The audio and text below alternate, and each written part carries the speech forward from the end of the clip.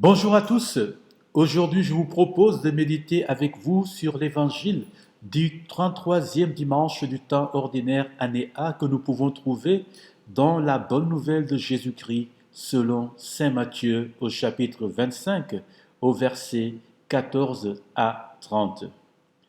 En nous racontant dans l'évangile de ce dimanche la parabole des serviteurs gratifiés de talents au retour de leur maître, Jésus veut nous inviter à faire fructifier les dons spirituels et les grâces que Dieu nous a données dans son amour.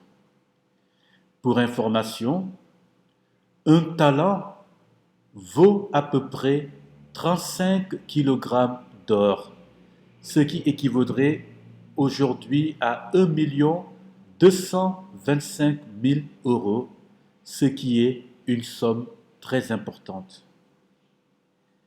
La parabole souligne d'abord la confiance que Dieu nous fait, la générosité divine, la surabondance de ses dons et la prodigalité de la vie divine en nous. Si Dieu nous aime et nous fait confiance absolument, nous avons le devoir de ne pas le décevoir. Chers amis, le thème de la déception est présent dans la parabole avec le troisième serviteur qui est présenté comme un serviteur mauvais et paresseux qui avait reçu un seul talent, mais qui caricature Dieu et son œuvre en jugeant son maître comme quelqu'un de cupide, de cruel et d'âpre au gain. La peur du risque, la crainte de perdre, le refus de la responsabilité ont paralysé ce serviteur mauvais qui va se trouver dépossédé de son talent et même expulsé de manière brutale dans la nuit. À travers cette remarque relative à la condamnation de ce serviteur égoïste, Jésus veut que nous comprenions bien que l'essentiel de la vie chrétienne, c'est d'accéder à la sainteté en accomplissant les tâches assignées par le Seigneur.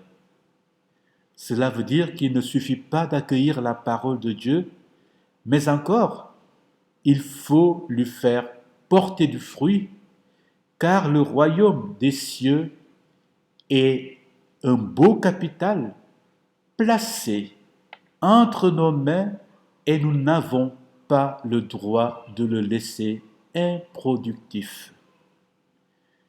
Le temps d'attente de la venue du Seigneur et de l'arrivée de l'époux est pour nous un espace de liberté où il est donné à chacun d'assumer ses responsabilités selon ses capacités.